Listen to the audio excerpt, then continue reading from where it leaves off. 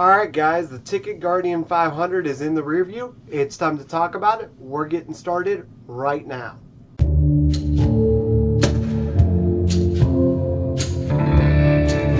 Alright, so the TicketGuardian 500 wrapped up yesterday at Phoenix International Raceway, ISM Raceway, whatever it is that you choose to call that racetrack at this moment.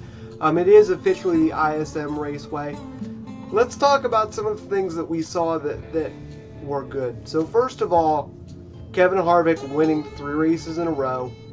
First time in his career. First time to do it as a driver over the age of 40 since Harry Gant. So that's an accomplishment that overall Kevin Harvick should be very, very pleased with and very happy. A couple of other points that I want to hit on overall that were just part of the race that I thought made it overall, entertaining to watch. One being the strategy that was played out through some of the pit stop sequences. Chase Elliott, Ryan Newman, and Brad Keselowski. Chase Elliott trying to short pit, which did get him the lead for a little while. Brad Keselowski and Ryan Newman trying to stretch the fuel, hoping that a caution came out. It had one come out.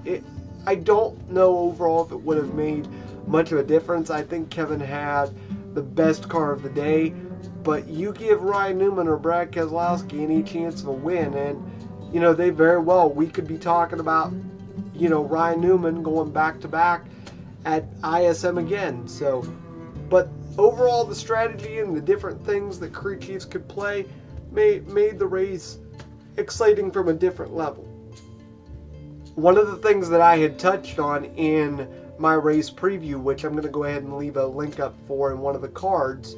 When I had done the race preview, I had mentioned that this racetrack would beat up equipment. And we've seen that in this race. We've seen an engine failure early on. We've seen some melted beads of tires.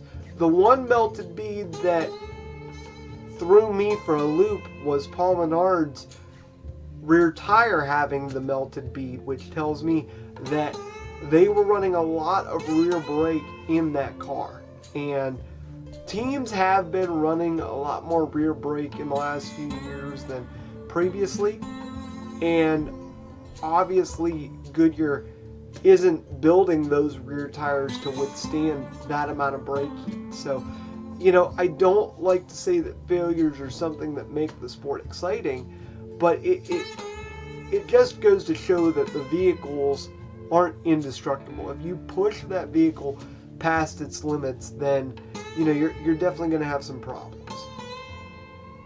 There were a lot of great battles on the racetrack in different places. Yesterday it looks like there were several places where you could pass.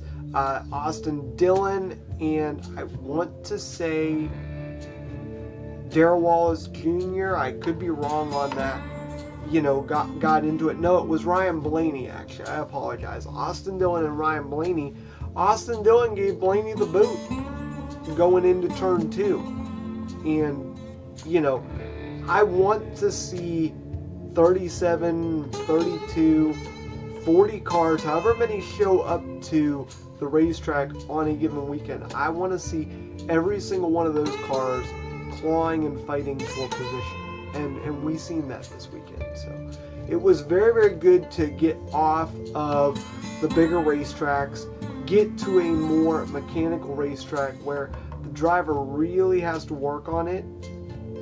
And just overall, I think it was a different racing experience than what we have seen the last couple of weekends. With that being said, with the way that Harvick has run so far in the desert, that tells me that Kevin Harvick is going to be a contender for a title again.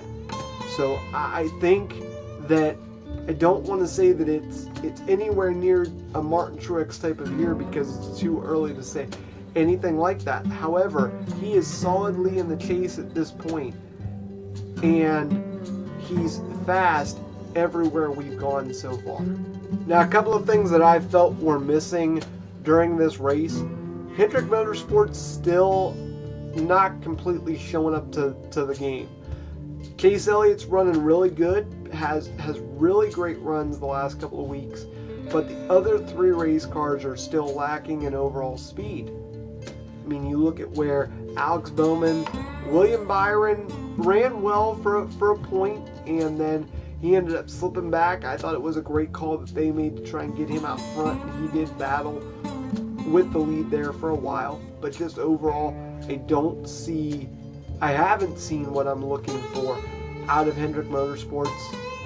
Roush Fenway Racing hasn't really done much to impress me, where I thought maybe, with Roger Penske running well, Stuart Haas running well, I would have thought at this point that Roush Fenway would have been running, hopefully pretty close to that. Both series put on a really good race this weekend. I was entertained with both races. It's one of those things that you don't want to see a Cup Series guy win the Xfinity Series race, but with the way that the rules are put in place right now, it is what it is. There were a lot of Xfinity Series regulars that challenged for the lead and challenged for the win. And really at that point, it's up to them on, can you chase them down? Can you beat them? Overall though, racing on both days was really, really good. I am looking forward as we look to next week going to Auto Club. I did mention in the preview that I don't like 2-mile D-shaped ovals, but if I was going to pick one, Auto Club would definitely be it. We'll talk more about that later on this week when I go into my race preview for the Auto Club 500.